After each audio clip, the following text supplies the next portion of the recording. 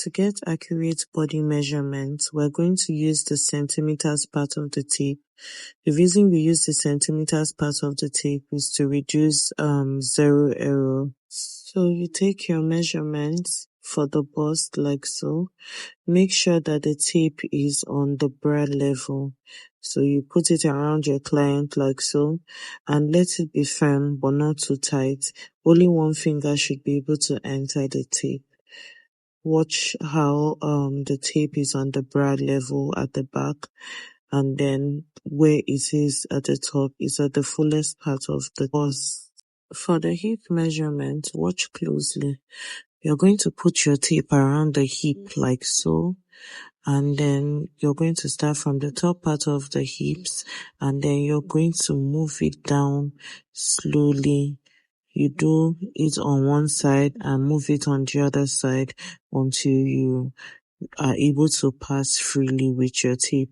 The reason we do this is so we can get the widest part of the hips. So take your time and make sure you get the accurate measurement. Next, we're going to get the small waist measurement and the big waist measurement.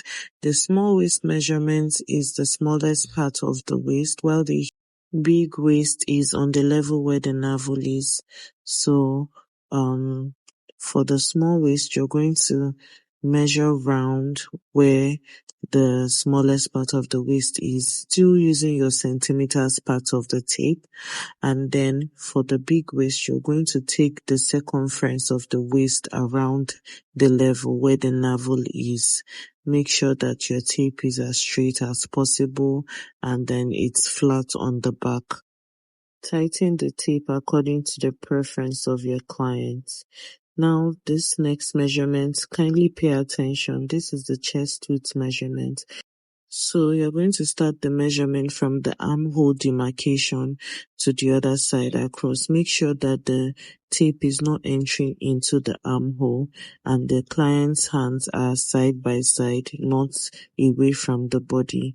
So start from the armpit demarcation. Kindly watch closely. Don't make the tape go inside the armhole. And then you're going to do the same for the back. From the beginning of the demarcation to the other demarcation, that's your back width measurement. The client shouldn't be slouching. The client should face forward and not bend their back like this. So they have to stand straight like this and then take the measurement. Also make sure that the tape is not entering into the armhole. It's just at the demarcation point. Next, the length to waist measurement is from the top of the spine to the deepest part of the back, just before the butt begins to curve out.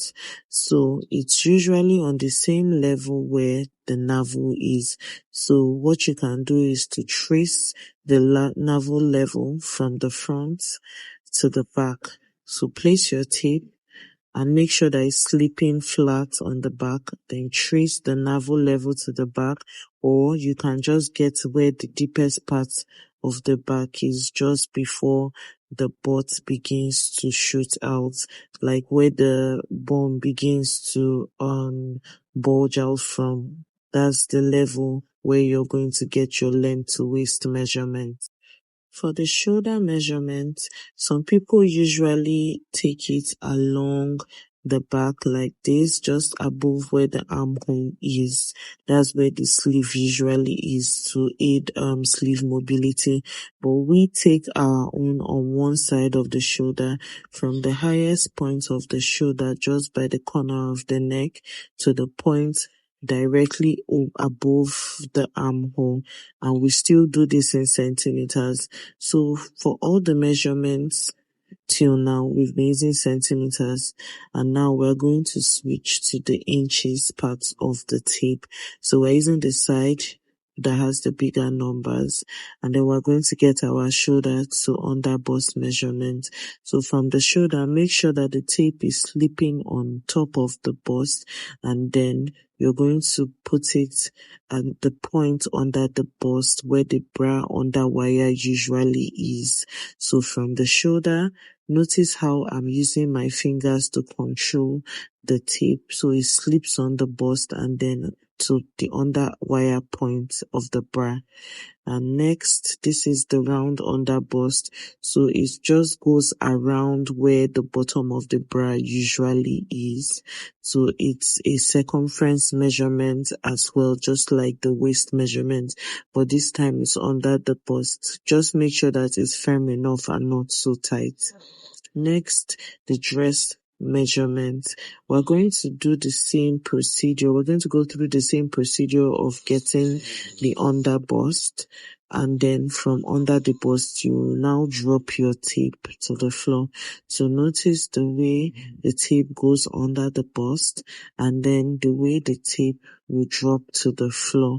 That's how to get an accurate dress length measurement, so that it doesn't jump by the time it curves under the bust. So pay attention to how I'm doing it in the video. And then you're going to get the measurements by the feet, on the side of the sole of your feet.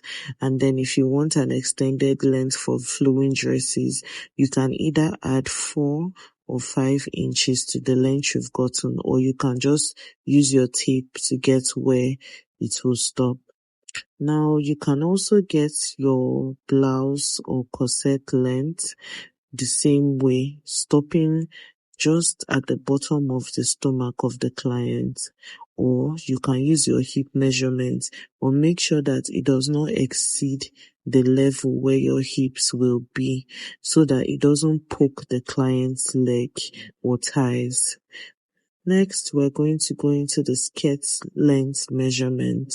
So the skirt measurement is taken on the level where your small waist is, just slightly above the navel, about 1 inch above the navel. Notice that we're taking the measurement on the side so that the tape will glide over the hip curve of your client.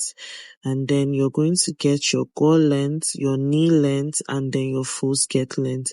Your gore length is where your flare or mermaid dresses will flare out from, so that you can walk properly, or your client can walk properly.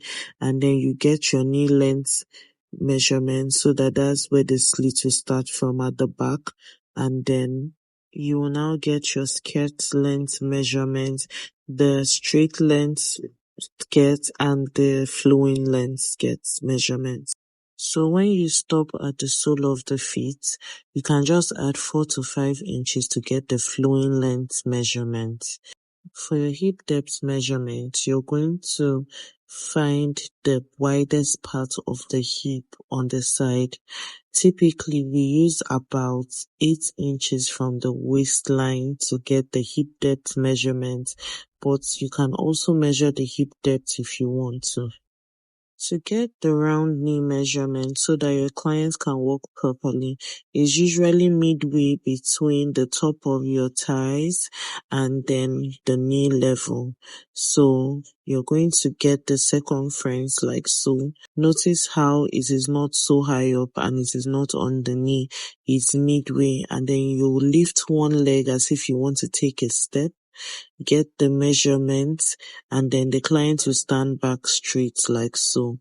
Make sure that the tape doesn't drop so that the measurement is as firm as possible. So when the client wears the dress, it will be fitted, but she will be able to move properly. For the sleeve measurement, we're going back to using the centimeters. So you make your client to make a fist like this, and then you find the widest part of the arm. That's where you're going to take the measurement. So you take the arm circumference measurement like so. Only allow one finger to be inside the tape, not more than one finger, please. And then you take the measurements. The one finger is to allow ease for the client, so it's not so tight. Then you get the elbow measurement.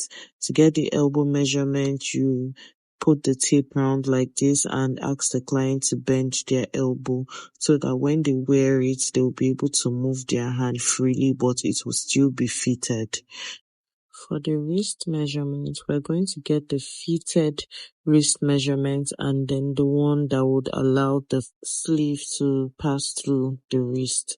So you take your fitted measurement like so. The only reason you need this fitted measurement is for those elastic sleeves. And then to get the other one, you would make your client keep their hand like so. So let the thumb rest on the fingers like this with all the fingers together. And then you're going to adjust the tape until it passes through the hands like this. So just do it as slowly as possible so you get an accurate measurement. For the sleeve length, take it from the point directly above the armhole and then ask your clients to slightly bend their hand like so, and then it's going to pass through the back of the elbow and then to the wrist. So take it slowly like this. It goes to the back of the elbow and to that bone at the wrist like so. That's how you take the sleeve length measurement. And the last measurement is the off-shoulder measurement. So you're going to put the measuring tape around your client like so and ask them to lift their hands slightly. Make sure that the tape doesn't drop. So that's about it for taking accurate body measurements.